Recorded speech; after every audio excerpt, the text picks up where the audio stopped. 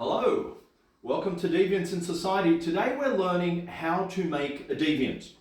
Now, in the last couple of classes, we've considered normative theory and the way that somebody might contravene social norms and some of the implications in that.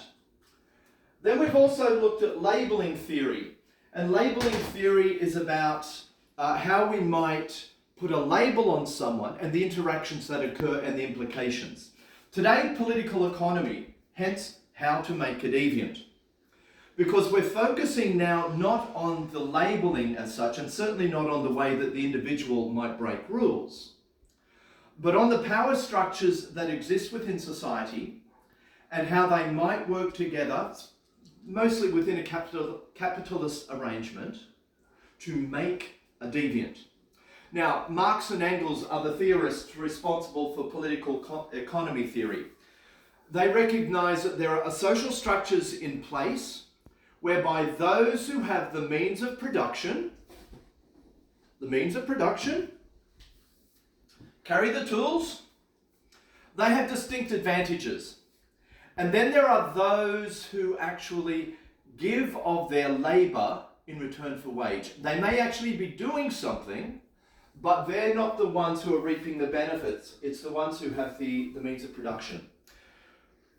So, where does deviance fit into this? We've got people who get themselves involved in crimes like theft.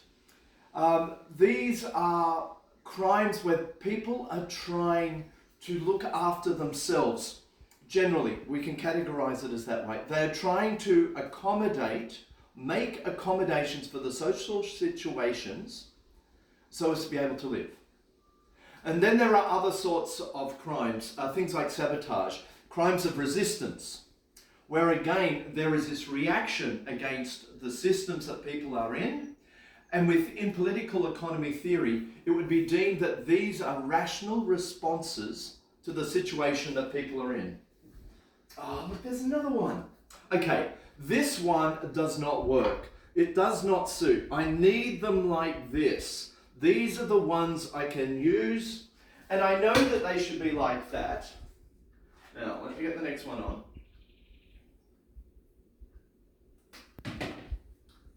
on. I know they should be like that because I've got the book. The rule book, very important. Within political economy, it's very important to ask, why is this act criminal? What is it that makes it criminal, and who actually has the advantage in declaring that these acts of deviancy are actually criminal? And then what do we do with them? Now, step back. Remember, within the capitalist economy, we have these processes where we take the raw materials, labor is invested, and then we have a product at the end. Well, in a similar way, according to the understandings from political economy theories, we have this production of the deviant. We make the deviant ourselves.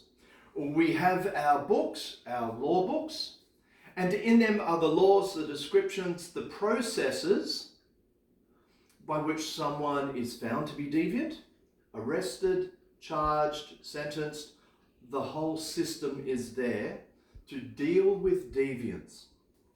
Now, different theoreticians will give different perspectives on this, but it could be argued that this person's behavior is actually upsetting the social processes. If your deviance is such that we can't use you in our political economy, if you are going to refuse to get your education and be a juvenile delinquent, you're not going to contribute positively to our society as we have it set up and as we have it defined. Therefore, you're deviant. We got to find something to do with you.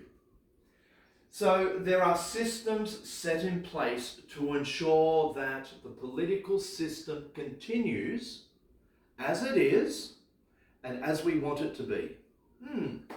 Who is we? Political economy theories identify that there isn't a social consensus.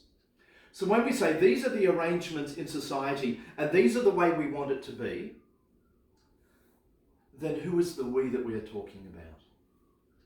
And so the theorists would argue that those who hold the means of production, those who hold political power, those who have authority are the ones who are shaping the way society is built and determining how we deal with those who aren't conforming. So we are producing deviance by the arrangements we have made in our society, which are there to protect the interests and the power of those who hold it, and to ensure that those who don't have it keep in their place and keep doing what they're doing. Now, sometimes it backfires. One of the things that we need in our political economies is that we need to have an educated working class. We need them to know what they're doing. So it's a good thing that we would be supplying educational opportunities for people in our society. It can backfire, though, as far as those in power are concerned. Because when the uneducated masses become educated, they might rise up and rebel and say, no, we're not going to do this anymore, or we want to do it differently, or we want to share the power and the wealth with you. And I think many a rebellion has been squashed on the grounds that these are deviants, these people are stirring up trouble, they are social disruptors that we need to deal with. And so ideas of criminality are used in order to continue social controls over the working masses. Now, there are some problems with political economy theories. They are ones that we talk about what the state does to make the deviant, and we ignore the personal responsibility that the deviant, him or herself, might have in the acts. Political economy is prone to depicting those who are deemed deviant to be the powerless victims of oppression.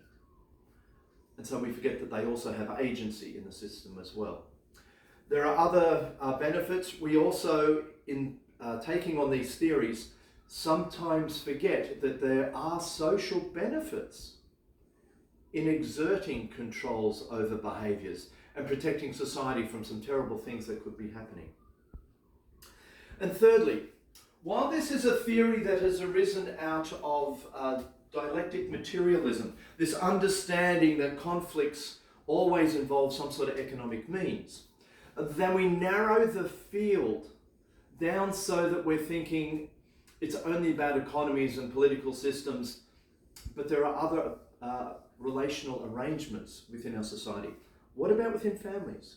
There are power imbalances there that may also lead to oppression and to deviancy and to treating people differently because they aren't conforming to the established rules around that particular social arrangement.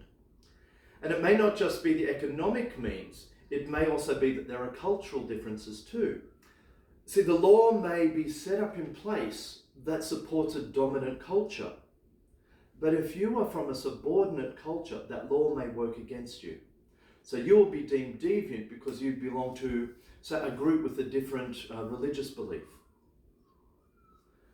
So the political economy theories need to be thought out a little bit further. I think one of the big things is, excuse me, I'll just turn this off.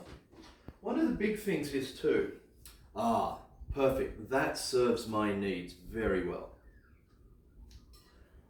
What happens to those who are in power, who are in authority, and who are also doing things that oppress, or who are also doing things that don't meet the societal expectations and norms? Do they evade being made into deviants? Do they have sufficient power and authority that they are able to say, no, doesn't apply here, nothing to see here, no, it wasn't me, it was the company, but no responsibility taken on themselves? You'll find reading 3.2 particularly interesting. Read through it. The paper's about 40 years old, but it speaks about crimes that involve pollution and the impacts that they have on people, yet responsibility is not taken by those who actually have the authority. Thank you for listening. I hope you've learned something today. I am going to go and enjoy the results of the productions. These can be thrown out. These are the deviants and they are surplus to need. I will throw them later into pancake prison. They are surplus. And I am not cleaning up. I have lawyers who will go for you if you say that I should be the one cleaning up. I am sufficiently connected. I do not have to clean this up. I will simply go and enjoy. Thank you.